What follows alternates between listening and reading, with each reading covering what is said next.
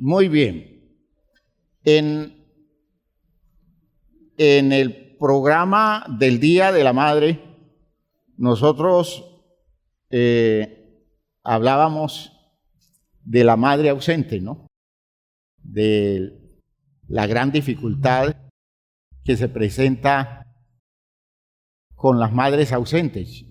Sucede que el problema de los padres ausentes es un problema más serio en la sociedad actual que el problema de las madres ausentes, porque el papá, en su rol de papá, en su trabajo de responsabilidad en la crianza y en la educación de los hijos, en el cuidado de ellos, en la atención de ellos, hermanos, cada vez es menos fuerte y el ataque se está dando desde muchos frentes, quitándole valor y quitando importancia a la paternidad en la crianza. Es decir, no es necesario el papá, no hace falta el papá. Y cada día los hombres asumen eso como una cosa que los exime del peso de una responsabilidad, y cada vez es menos la funcionalidad de los papás como papás. Lo trágico de este tiempo es que los papás que tratan de funcionar están siendo presionados por la cultura a no funcionar como papás, sino funcionar como mamás secundonas. Escuchen lo que estoy diciendo. Es decir, el papá ya no actúa consecuente con su lugar y con sus rasgos propios de su masculinidad, digamos, creando el impacto de su presencia en el desarrollo de las familias, sino que atacado desde diferentes frentes, tenemos hoy un buen número de papás blandos. Y cuando digo blandos no es porque sean tiernos, no es porque sean nobles, sino papás que están escondidos detrás de las mujeres, asumiendo papeles secundarios, a pesar de que son personas, hablando de ese tipo de personas, son personas que se quieren ver comprometidos con su condición de padres. El papel que le están entregando en este tiempo no es el papel que les corresponde, y lo están aceptando pasivamente.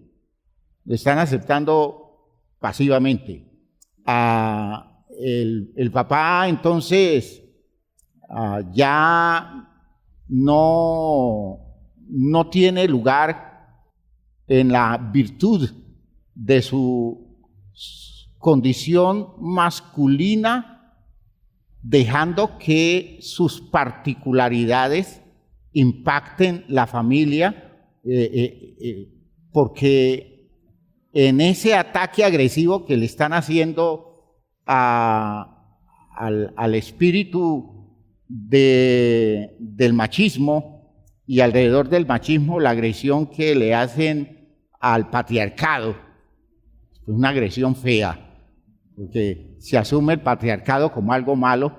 Y hermanos, ni el patriarcado ni el matriarcado es algo malo, es la forma como se ha manejado, y el ataque se hace de tal manera que se desmonta totalmente el papel del hombre, asumiendo el rol de persona que está al frente de su casa, y entonces se le tira para atrás, y a ellos les queda fácil aceptarlo, ¿ya? Porque además de la tendencia irresponsable de no querer comprometerse, está el hecho de que culturalmente no se les es decir, se les está exigiendo que más bien no intervengan tanto y no se manifieste su responsabilidad.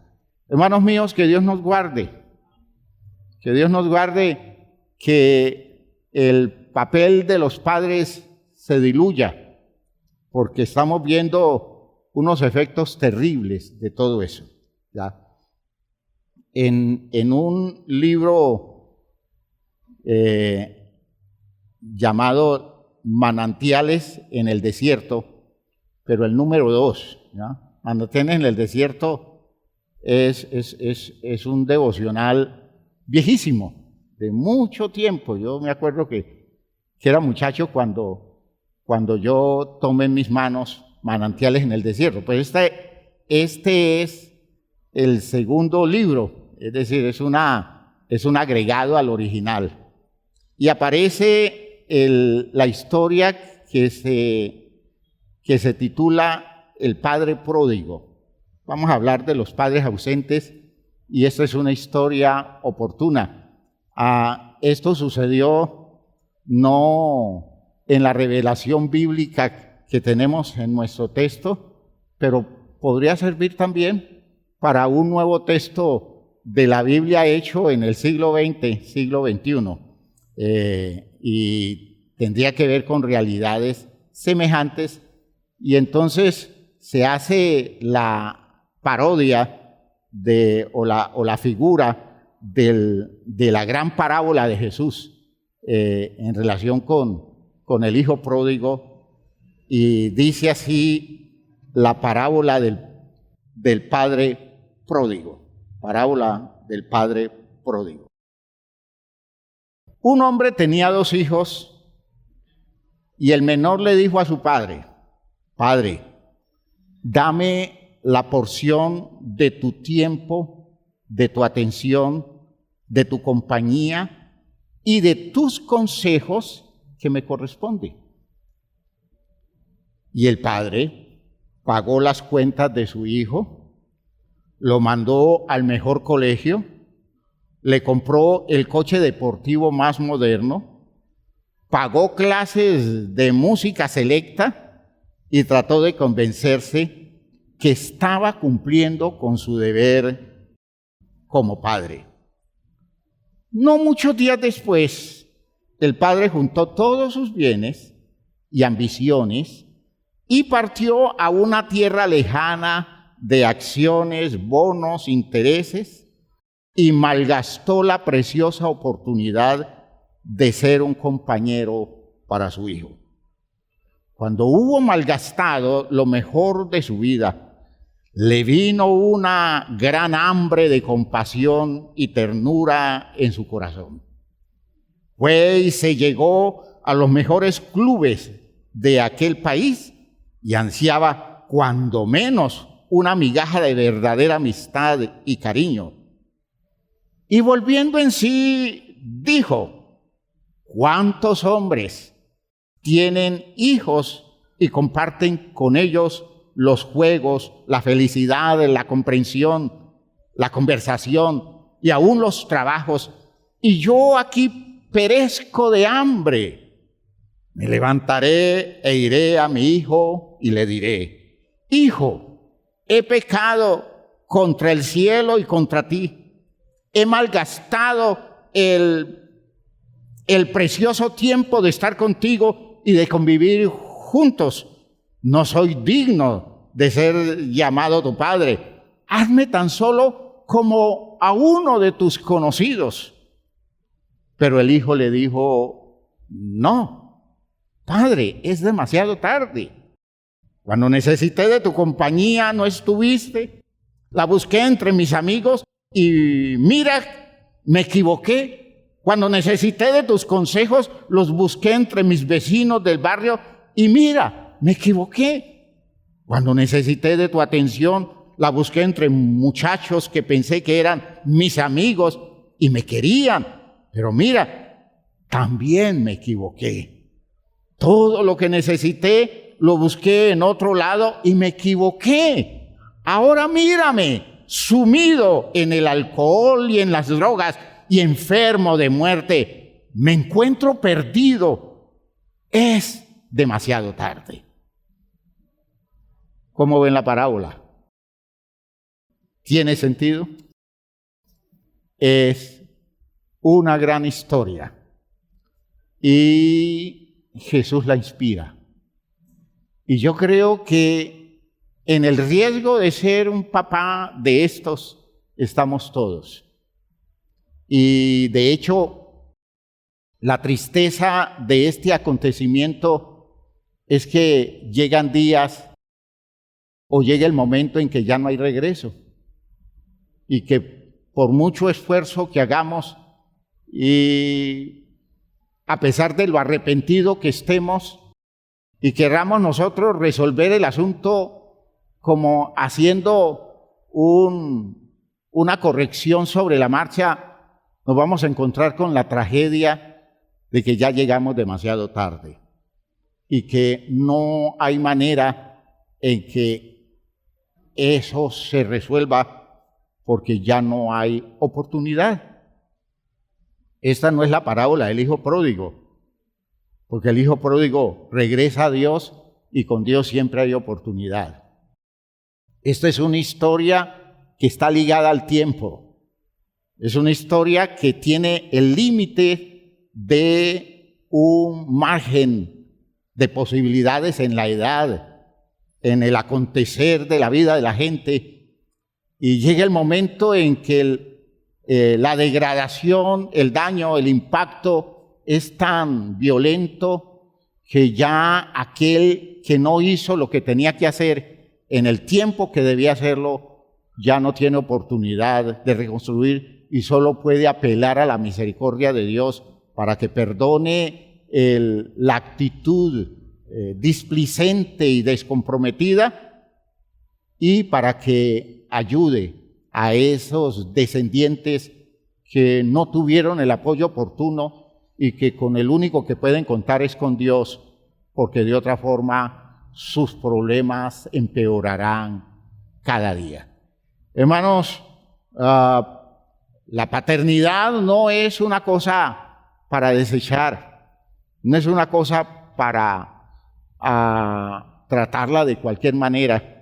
Y en esto nosotros necesitamos aprender a vencer nuestros orgullos y nuestras pretensiones y tener el valor de hacer todos los esfuerzos para corregir lo que hasta ahora no estamos haciendo como correctamente se debe hacer.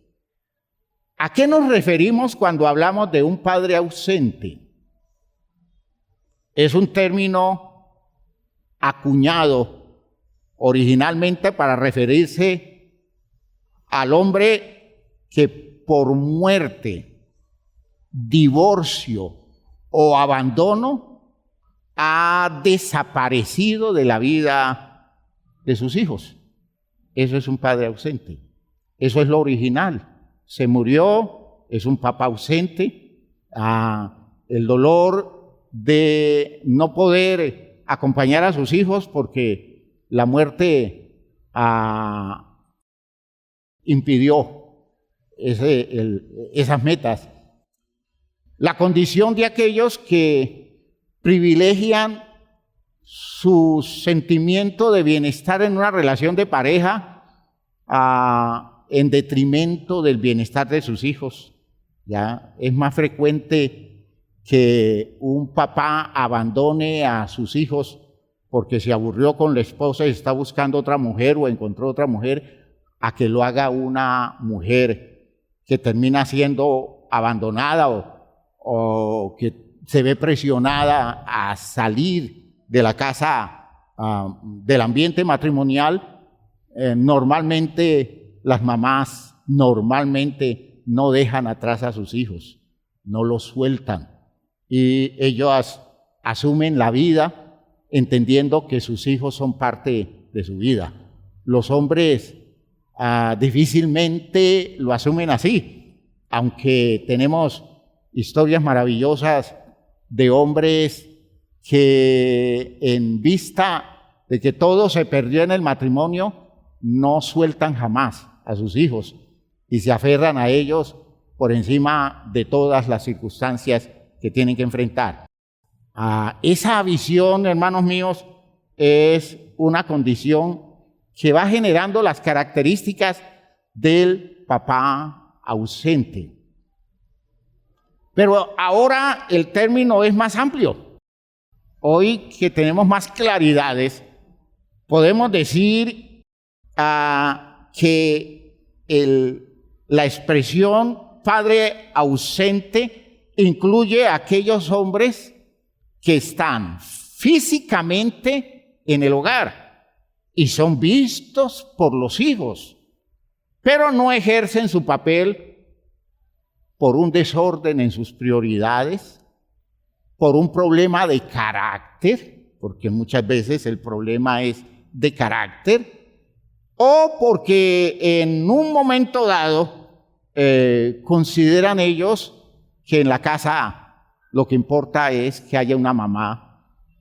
El papá no es tan importante como hoy culturalmente se está pregonando.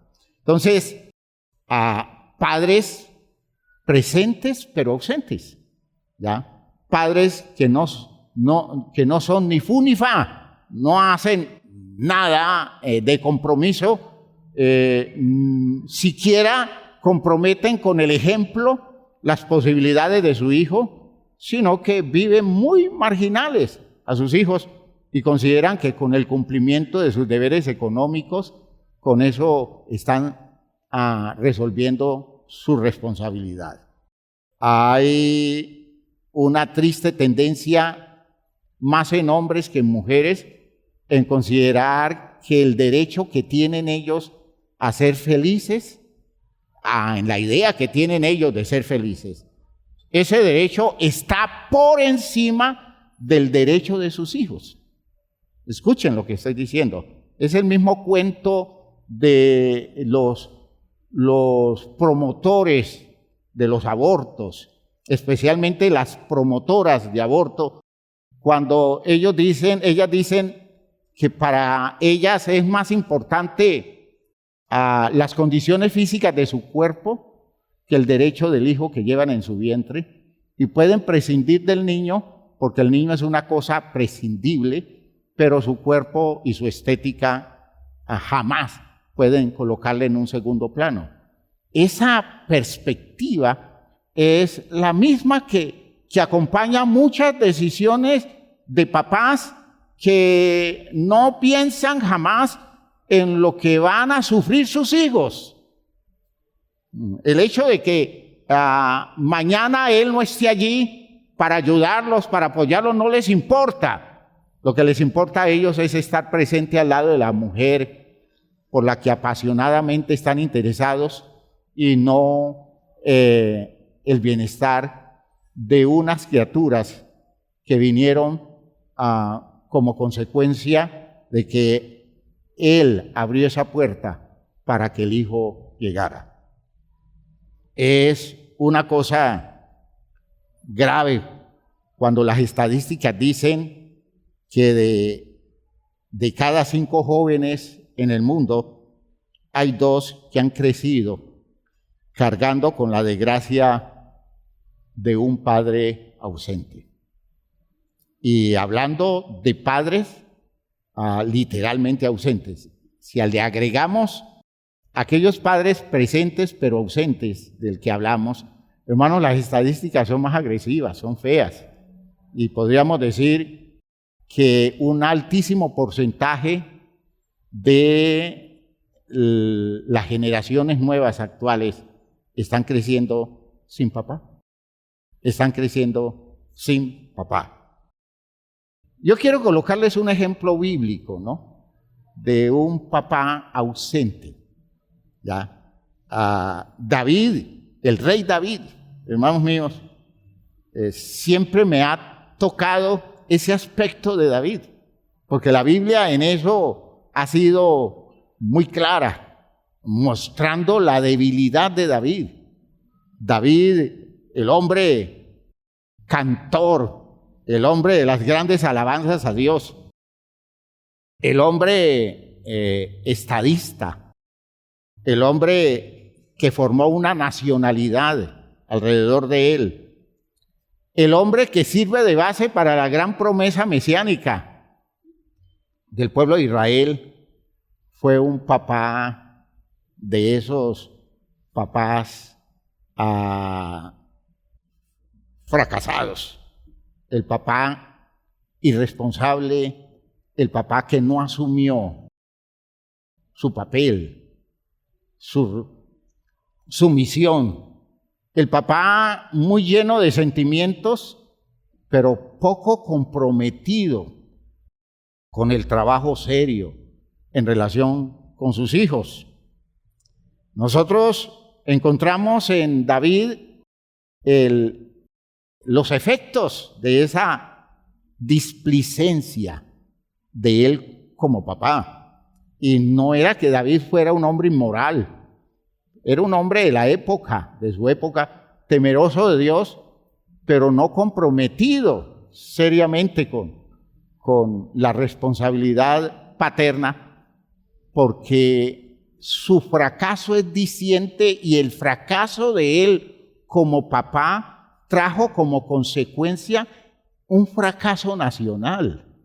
Es decir, él que logra cosas tan grandes para Israel, al mismo tiempo genera un espíritu de desgracia que lamenta todo el pueblo alrededor de la familia real.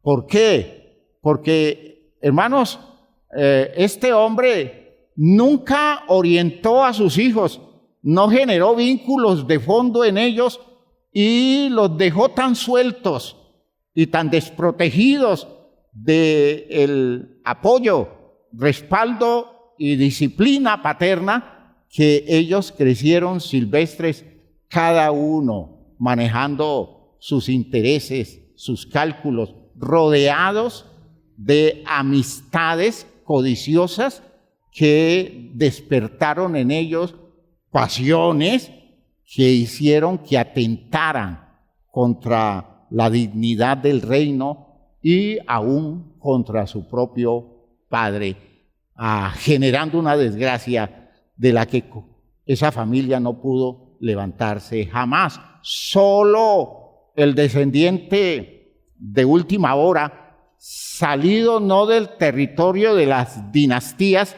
sino de un territorio marginal, el Mesías prometido, se pudo librar de esas implicaciones, porque el proceso familiar fue un proceso que se dañó de entrada, porque el patriarca de la familia, el patriarca del orden real, hermanos míos, fracasó como papá.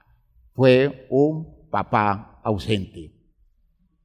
Y voy a señalarle la tragedia de David con 3 de sus hijos mayores. La tragedia de él con su hijo mayor, Amnón, ¿ya? La tragedia de David con su hijo Absalón y la tragedia de David con Adonías. Miren, 3 hijos de David y, hermanos, hijos muy amados por David. David era un hombre de preferencias, y en esa visión de las cosas, a estos hombres, a los que les abrió generosamente los espacios de su reino, pero nunca les dio la formación, nunca les dio su presencia como elemento vinculante, estos 3 hombres se convirtieron en un dolor de cabeza para él y en un dolor de cabeza para Israel. ¿Recuerdan ustedes el caso de Amnón, que abusó de su media hermana Tamar? ¿Sí recuerdan? En el segundo libro de Samuel. Busquen el segundo libro de Samuel, en el capítulo 13. Capítulo 13 del segundo libro de Samuel. Ustedes recuerdan la historia de un hombre que se enamora de su media hermana y se apasiona tanto por ella que, en cambio de buscar ayuda y orientación válida, en cambio de buscar al papá, para que le dé pautas válidas, permite que un mal amigo le aconseje y trama un ardid feo, malicioso, usando al propio papá. Le pide al papá que estando él tan enfermo, le envíe a la hermana, a Tamar, para que le haga de comer. Y David le dice a Tamar, vaya a la casa de Amnón, su hermano, para que le haga de comer. Tamar va y estando allá, Amnón abusa de Tamar. Y a pesar del ruego de ella y a pesar del deseo de ella de que él respetara los espacios, le dice, es que en esa época eso se daba así. Si tú le dices a mi padre, él no tendría ningún inconveniente de cederme como esposa tuya, pero no haga violencia, porque eso no se ve bien en Israel. No vas a quedar bien tú, no me vas a dejar bien a mí. Él, apasionado, no escuchó nada y cometió su locura. Sucede que Tamar, abusada, ofendida, era hermana del otro hijo de David, Absalón. Y claro, Absalón se sintió muy mal y peor se sintió cuando en el texto del segundo libro de Samuel, capítulo 13, se describe que David se dio cuenta del suceso y dice en Reina Valera, el rey David oyó, versículo 21, oyó todo esto y se enojó mucho. Eso es todo lo que dice Reina Valera. No entiendo por qué el texto de Reina Valera se queda allí. Porque otras versiones de la Biblia, estoy leyendo la Biblia latinoamericana, dice en ese versículo 21, cuando el rey David se enteró del asunto, se enojó mucho, pero no quiso llamarle la atención a su hijo Amnón, porque era su preferido por ser el mayor. ¿Ven lo que es un padre ausente? ¿Están viendo las características de un padre ausente? Un padre ausente es el que no permite que nadie le toque a su hijo preferido. Es aquel que permite todo a los hijos que consideran son sus escogidos, nunca los corrige y piensa que el amor es permitirlo todo y confirma que al final no ama a sus hijos, sino que los usa como elemento de su orgullo, de su satisfacción de hombre grande, importante, y al estilo de los hombres grandes, trata a sus hijos como unos intocables, a quien nadie les puede decir nada. Ante esa perspectiva y esa actitud del papá, vean ustedes que en el versículo 22, versículo siguiente, dice la Biblia, mas Absalón no habló con Amnón ni malo ni bueno, aunque Absalón aborrecía a Amnón porque había forzado a Tamar, su hermana. Ya se creó una rencilla en el interior de la familia a partir de la ausencia del papá. ¿Ya? Un papá que no toma decisiones, un papá que no genera una perspectiva moral válida, un papá que no sacrifica su comodidad y sus intereses emocionales por el bienestar de la justicia y de la verdad en su propia casa, es un papá que está creando el ambiente de guerra, de conflicto, de rencilla y de muerte en su propia casa. ¿Ve? Entonces, vean ustedes que el suceso es triste porque Absalón, con la misma malicia de Amnón, va donde el papá y le dice, papá, ven tú, estoy haciendo una comida especial y quiero que toda mi familia esté allí, incluyéndote a ti. David dice, no, ¿cómo te vamos a generar esa carga? Absalón, no necesitamos estar presentes. Bueno, permite que mis hermanos todos vayan, especialmente Amnón, mi hermano. La Biblia dice que fue tanta la insistencia de Absalón que David, que debió sospechar algo allí, David permitió que Absalón fuera, que Amnón fuera a la comida de Absalón, fueran todos sus hermanos, y aprovechando la ocasión mandó a matar a Absalón, a Amnón, y claro, la tragedia se da. David entonces descubre que la sangre corre en el interior de su propia casa y hay mucho dolor. Dice el versículo 36, cuando él acabó de hablar, he aquí los hijos del rey que vinieron y alzando su voz lloraron, y también el mismo rey y todos sus siervos lloraron con muy grandes lamentos. Mas Absalón huyó y se fue a Talmai, hijo de Amiud, rey de Gesur, y David lloraba por su hijo todos los días. Así huyó Absalón y se fue a Gesur y estuvo allí 3 años. Al final, miren ustedes cómo se resuelve el asunto en las posturas de un papá sin criterio. Y estoy hablando del rey David.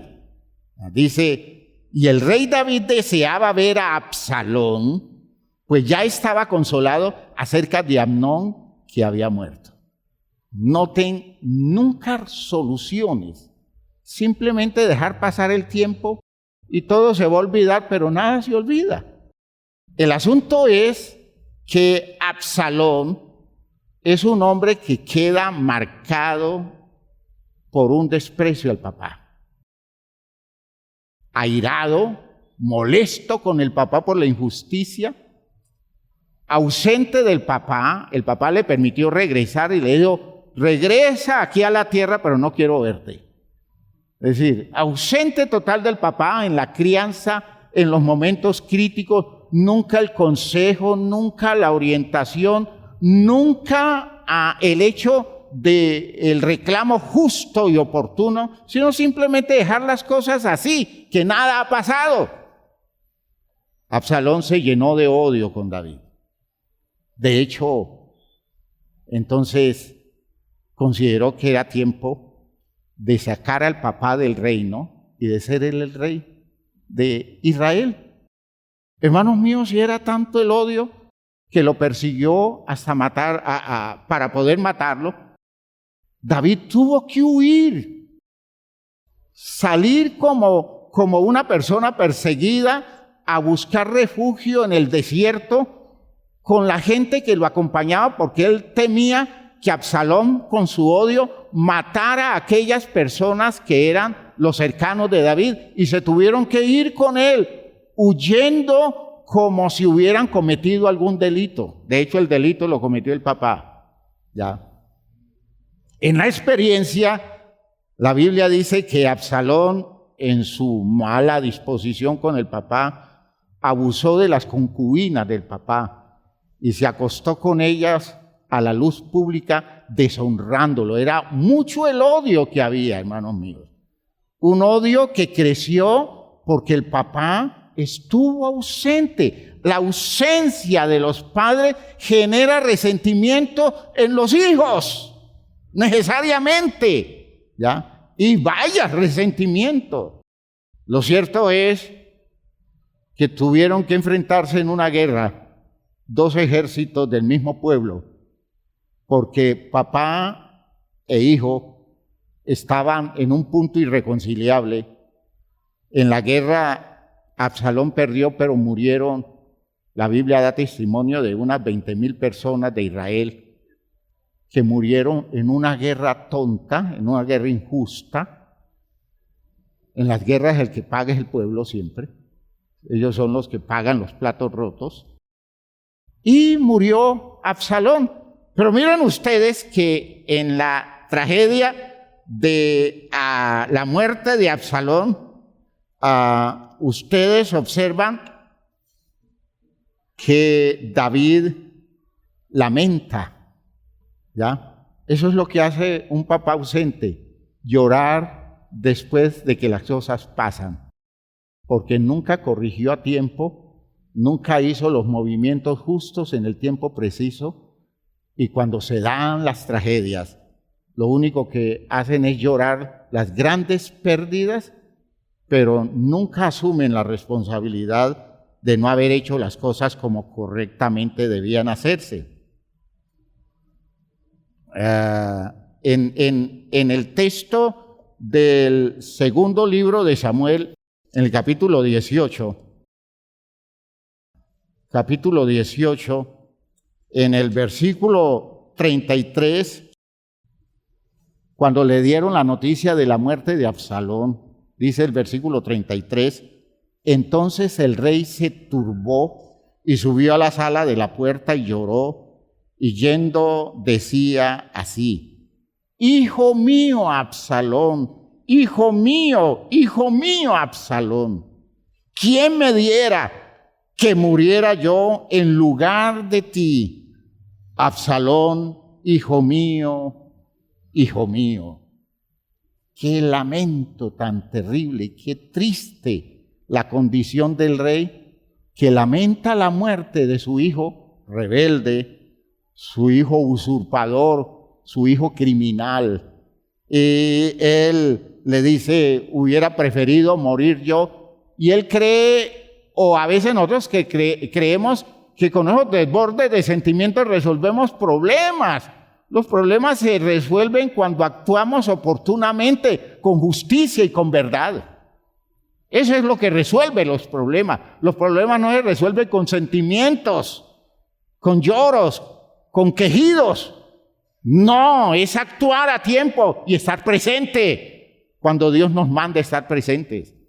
Ausentarnos bajo el pretexto de buscar mejores condiciones, hermanos, es un acto irresponsable. El hecho de que los papás les dé por irse lejos, dejando las familias, creyendo que resolviendo problemas económicos están resolviendo los grandes problemas de la vida del hogar, cuando, hermanos, es la presencia la que resuelve los problemas y la que da oportunidad a que las cosas se manejen de manera adecuada. La bendición no nos llega por el trabajo nuestro, la bendición nos llega por la gracia de Dios, y es bendición saber confiar en Dios mientras nosotros hacemos nuestra tarea, la que nos corresponde. La tristeza de todo eso es que el pueblo que sufrió, el ejército que luchó para defender la vida del rey David, para evitar que este usurpador criminal se apoderara de la nación y lo llevara a una desgracia total, sienten que su rey está lamentando la muerte del hijo y no está honrando al pueblo que se sacrificó para salvar el reino. Dice, dieron aviso a Joab: he aquí el rey llora y hace duelo por Absalón. Y se volvió aquel día la victoria en luto para todo el pueblo, porque oyó decir el pueblo aquel día que el rey tenía dolor por su hijo. Y entró el pueblo aquel día en la ciudad escondidamente, como suele entrar a escondidas el pueblo avergonzado que ha huido de la batalla. No, ellos vienen de dar la batalla y de vencer en la guerra, pero entran así agachaditos para que el rey no se dé cuenta que están regresando, cuando debieran entrar con su pecho erguido, orgullosos de haber vencido al enemigo. No, como el rey se está lamentando por el hijo, entonces prefieren llegar como derrotados y no como vencedores. Mas el rey, cubierto el rostro, clamaba en alta voz: hijo mío Absalón, Absalón, hijo mío, hijo mío. Entonces Joab vino al rey en la casa y dijo: hoy has avergonzado el rostro de todos tus siervos, que hoy han librado tu vida y la vida de tus hijos y de tus hijas, y la vida de tus mujeres y la vida de tus concubinas, amando a los que te aborrecen y aborreciendo a los que te aman, porque hoy has declarado que nada te importan tus príncipes y siervos. Pues hoy me has hecho ver claramente que si Absalón viviera, aunque todos nosotros estuviéramos muertos, entonces estarías contento. Vea lo que es una deformación estructural. Nosotros no entendemos el lugar del deber. Él no entendió su deber como papá. Ahora no entiende su deber como rey. Y llevado por el sentimiento, solemos decir, es que David era tan sensible, por eso era el poeta, era tan sensible. Él estaba muy golpeado por la muerte de su hijo. Él perdonaba al hijo. Y cómo él como rey avergüenza a su pueblo, cuando el pueblo sabía que el hijo era un sinvergüenza criminal, que quitarlo del medio era salvar a Israel y salvar a su rey. Él nunca entendió eso.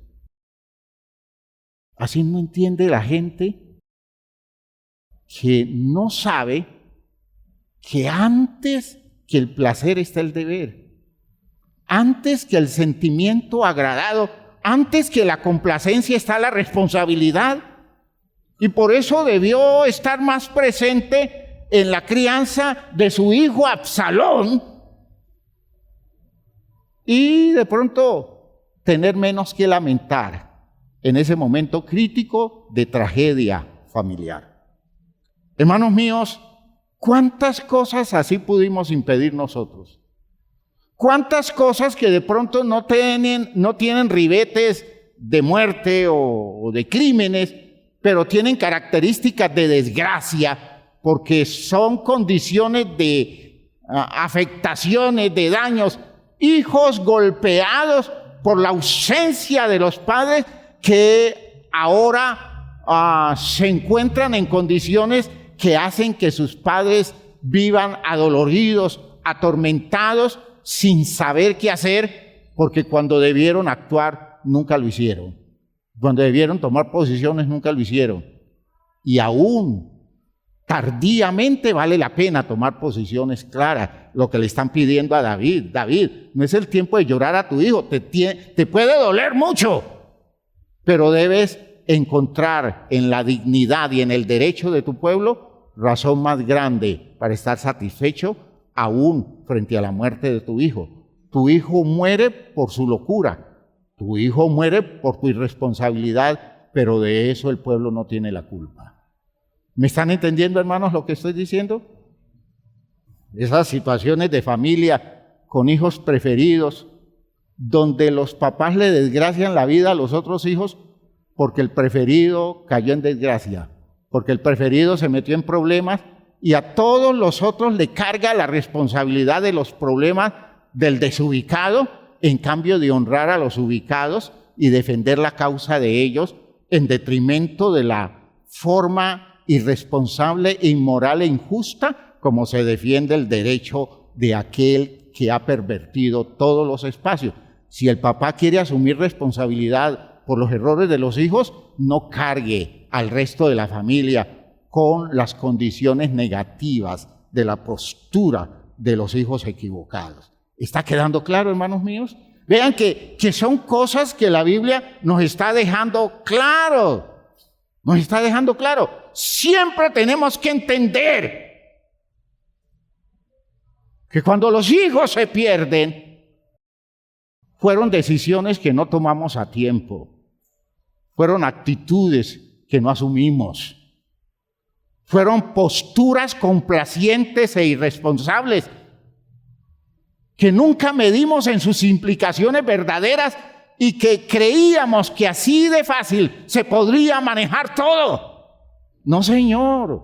Criar a los hijos exige estar totalmente despierto y saber conscientemente que es más lo que duele criar bien a los hijos que la complacencia que obtenemos de dejarlos crecer silvestres y de no limitarlos. Nos duele mucho limitarlos, nos duele mucho corregirlos, nos duele mucho a veces castigarlos, nos duele mucho negarles cosas en función de su bienestar. Vale la pena eso, porque mañana nos dolerá más el hecho de tener que ver la tragedia que se les causa a la vida, haberles permitido vivir de cualquier manera porque estuvimos ausentes. Que Dios nos ayude a entender esas cosas si a tiempo estamos para actuar. Si a tiempo estamos para actuar. Miren ustedes que en esa experiencia la vivencia no termina allí. Pasan los años, hermanos míos, y aparece el hijo Adonías, primer libro de Reyes, en el capítulo 1. Adonías es otro hijo de David, endiablado, desubicado, y ya se le murieron dos por errores de crianza, y David nunca aprendió la lección. Versículo 5 del capítulo 1 del libro de Reyes. Entonces, Adonías, hijo de Agit, se rebeló diciendo: yo reinaré. De hecho, David estaba anciano, ¿no? Ya estaba viejito David. Y le consiguieron una doncella para que le calentara los pies a David. Entiendan que ese es un eufemismo, ¿no? El término no dice lo que realmente quiere decir.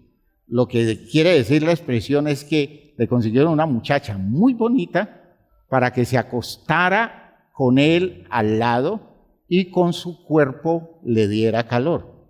La cosa es que David estaba tan viejo que dice el texto en el versículo 4 que la joven era hermosa y ella abrigaba al rey y le servía, pero el rey nunca la conoció. Ya se salvó la muchacha. Ya. En ese tipo de manejos que se daban en la época. Pero mire que a continuación está la historia de Adonías. ¿Ya? Un David viejo que se supone debe estar cosechando de sus hijos, de muchos hijos, que le brinden tranquilidad y no angustia. Entonces Adonías, hijo de Agit, se rebeló diciendo: yo reinaré. Y se hizo de carros y de gente de a caballo y de 50 hombres que corriesen delante de él. Y su padre, oigan esto, es lo lamentable, a eso llegan por esto. Y su padre nunca lo había entristecido en todos sus días con decirle: ¿por qué haces eso? ¿Por qué haces así? Es decir, nunca lo había amonestado. Nunca lo había corregido. Papá ausente. Papá ausente. Además, este era de muy hermoso parecer. Piensen ustedes. Razones. Era de muy hermoso parecer. Mi hijo bonito, nadie me lo toca. Mi hijo bonito, yo no lo voy a agredir porque es que es tan bonito que yo no siento ni el más mínimo deseo de amonestarlo porque me daría mucho dolor verlo llorar por mi amonestación. Era de muy hermoso parecer y otra razón, había nacido después de Absalón. ¿Ve? El sustituto de Absalón, sustituto de Amnón, el hijo mayor, a quien no corrigió porque era el mayor, de Absalón, que era un muchacho de hermoso parecer también. Muerto Absalón, nace este y en este pone su atención, pero su atención no es para prepararlo, no es para educarlo, sino para alcahuetearle todo, porque es el intocable. Ese es el amor de los padres ausentes.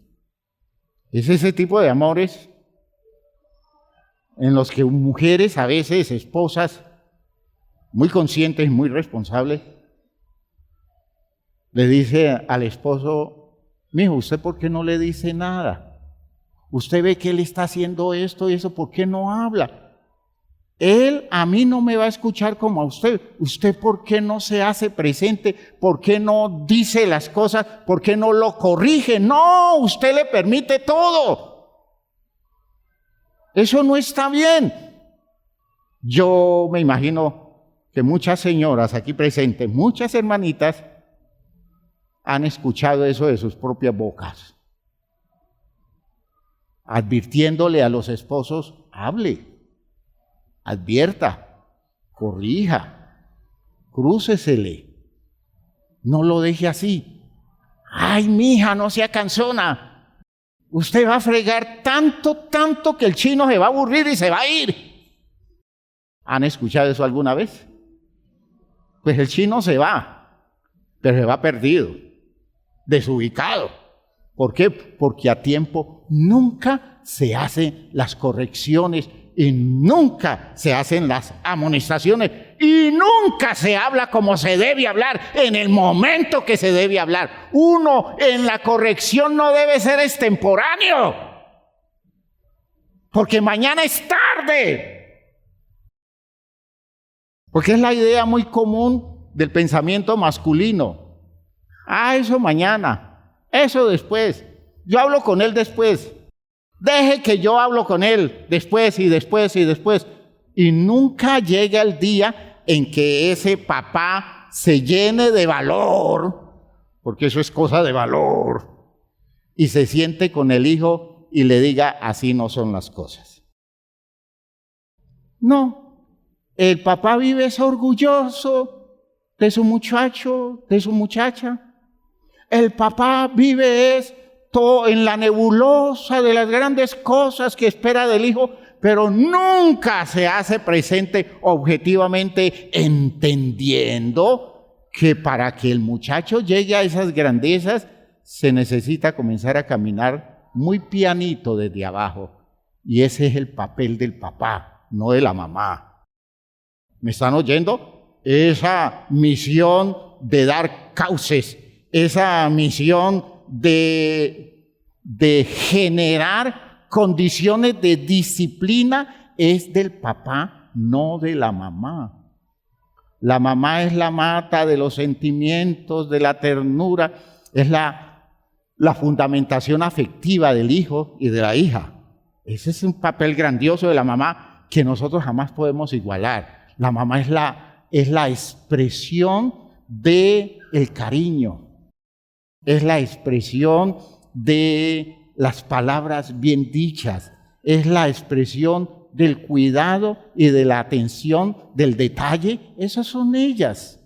Nosotros no somos eso. Y no nos están pidiendo eso, porque en la época actual nos están pidiendo eso a nosotros, que entremos en los detallecitos. Nosotros no somos de detallecitos, somos bastante groseros en la presentación de nuestra manifestación como padre.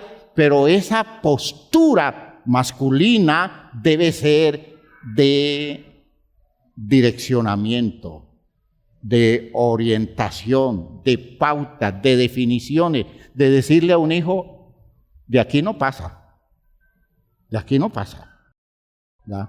No le permito que de aquí pase, ¿ya? Y yo no sé qué consecuencias traerá eso, pero usted de aquí no pasa. Ese es el papá. Ese es el papá. Esos somos los hombres. La mamá vive con una dulce cantaleta muy especial en ella y válida. Muy válida y especial. ¿Ya? Y hace falta. Una madre cantaletosa es muy oportuna siempre. Porque en todo lo que dice está diciendo verdades. ¿Ya? Y entonces el muchacho está escuchando a la mamá cantaletear. Uy, mi mamá parece bruja. Yo no sé cómo se da cuenta ella de cosas, cómo sabe ella cosas. Mi mamá parece bruja. ¿Ya? Y se asusta. Porque la mamá, todo lo que dice eso lo va aplastando a él. El papá no es así. El papá dice, hasta aquí mismo.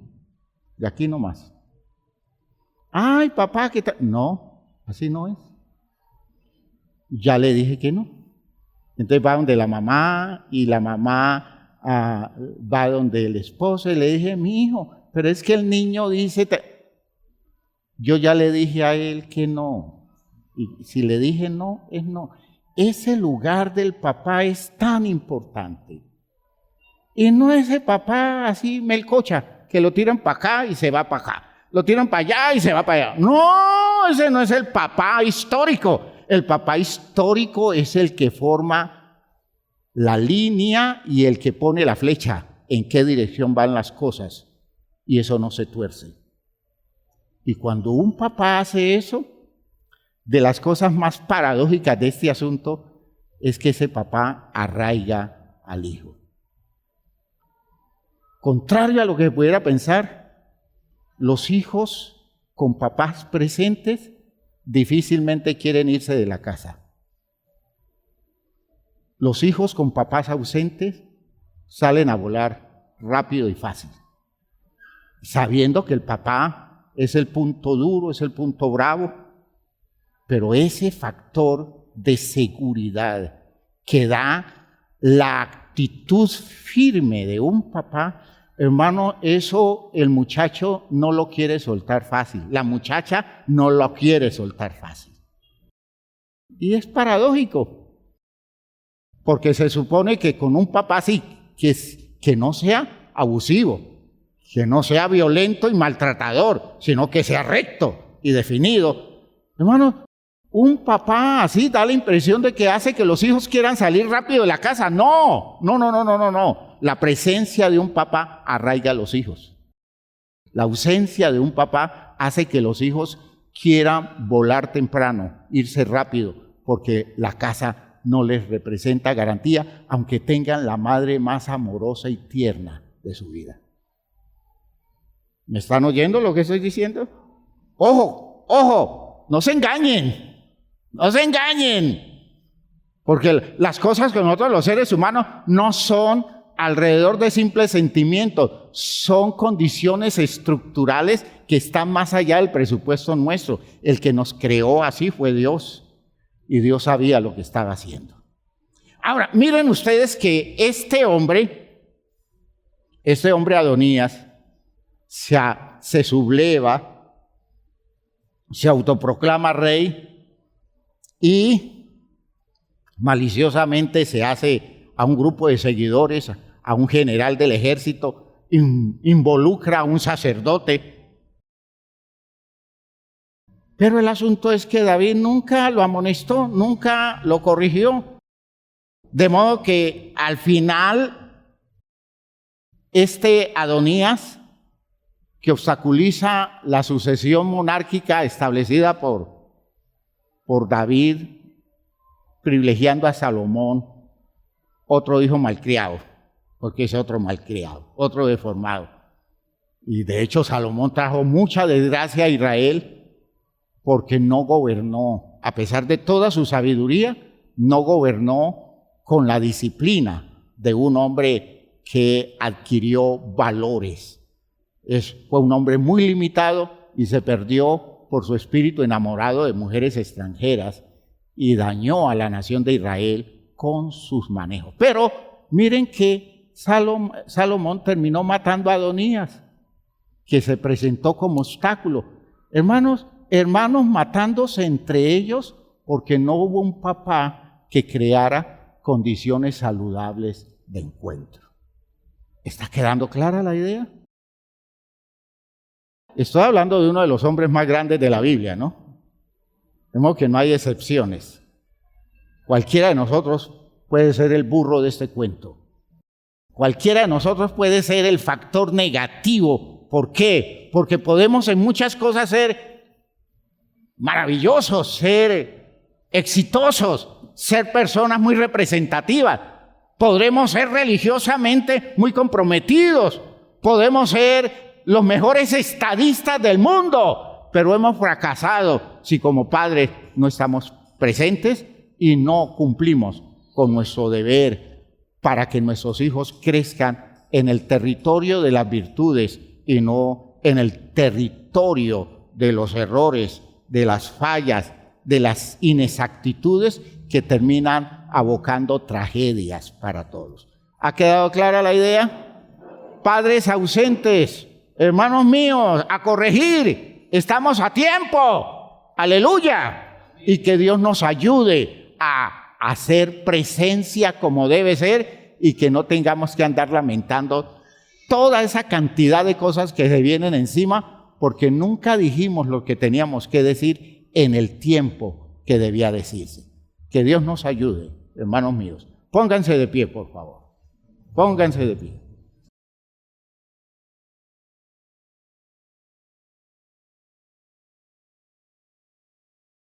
Sé que es posible cambiar muchas cosas.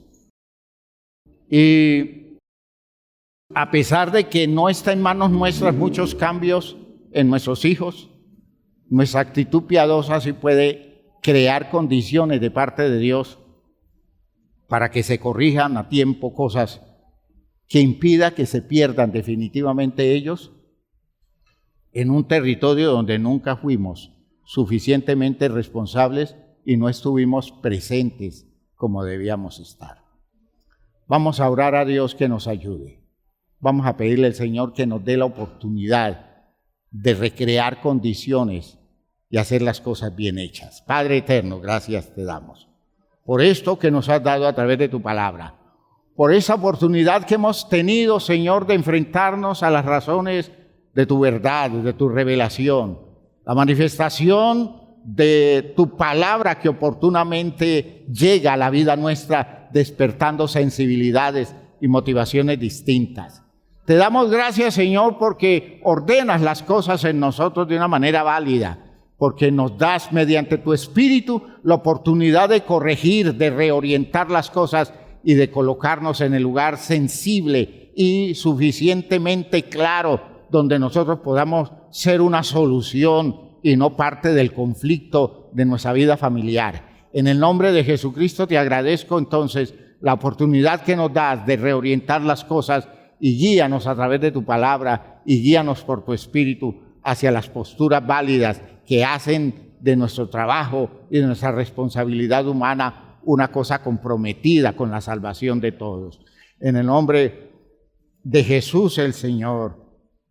Amén, amén.